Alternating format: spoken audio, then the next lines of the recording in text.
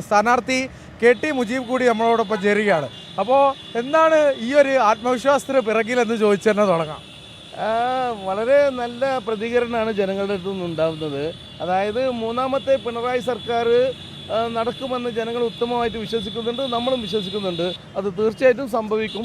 അതിൻ്റെ ഒരു ആവേശം ഈ മലപ്പുറത്ത് കാണാൻ സാധിക്കുന്നുണ്ട്. മലപ്പുറത്ത് പക്ഷേ അത്തരത്തിലൊരു സാധ്യത ഇല്ല എന്നൊക്കെ ആളുകൾ പറയുന്നു. അവിടെയും താങ്കൾ കാണിക്കുന്ന ഒരു ഊർജം ഒക്കെ വിപരീതം തന്നെയാണ്. അല്ല, അങ്ങനല്ല. മലപ്പുറത്തെ ആളുകൾ ഇപ്പോൾ എഡ്യൂക്കേറ്റഡ് ആണ്, അവർ കാര്യങ്ങൾ ബോധ്യപ്പെട്ടിട്ടുണ്ട്. അതിൻ്റെ ഒരു പ്രതികരണം നമ്മുടെ ഭാഗത്ത് കിട്ടിക്കൊണ്ടിരിക്കുന്നുണ്ട്. മാത്രമല്ല പല സ്ഥലത്തും ഒരു നെഗറ്റീവ് നമുക്ക് കിട്ടിയിട്ടില്ല. UDF-ന്റെ ശക്തനായ നേതാവ് പി.കെ. കുഞ്ഞാലിക്കുട്ടിയുമാണ് ഏറ്റുമുട്ടുന്നത്. ആ മത്സരത്തെ എങ്ങനെയാണ് കാണുന്നത്? അപ്പുറത്ത് നിൽക്കുന്നത് ആര് എന്നുള്ളതല്ല പ്രശ്നം, മലപ്പുറത്തെ ജനങ്ങളുടെ പ്രതികരണമാണ് നമ്മളെ ആവേശഭരിതനാക്കുന്നത്. അതിനകത്ത് ഞാൻ ഇതുവരെ രാഷ്ട്രീയം കണ്ടിട്ടില്ല. മാത്രമല്ല എല്ലാ വിഭാഗത്തിൽപ്പെട്ട ആളുകളും, രാഷ്ട്രീയം, എല്ലാ പൊളിറ്റിക്കൽ ഉള്ള ആളുകളും നമ്മളോട് വളരെ സൗഹാർദ്ദമായി പെരുമാറുന്നത്, നമ്മളുടെ വിജയം അവർ ആശംസിക്കുന്നുണ്ട്. അപ്പോൾ അത് നല്ലൊരു പോസിറ്റീവായിട്ടാണ്. തവണ മലപ്പുറം മാറും എന്നൊക്കെ ഉള്ള ഒരു ആത്മവിശ്വാസം ഉണ്ട്.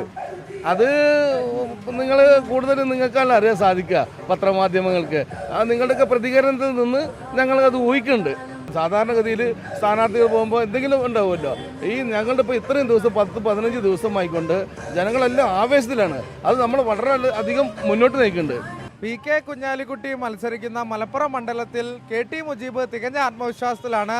അത്തരത്തിലുള്ള പര്യടനവുമായി തന്നെ മുന്നോട്ട് പോകുകയുമാണ്. അനീസ് തോട്ടയ്ക്കാണൊപ്പം അരുൺ അമൃതനാഥ്, മാതൃഭൂമി ന്യൂസ്, മലപ്പുറം.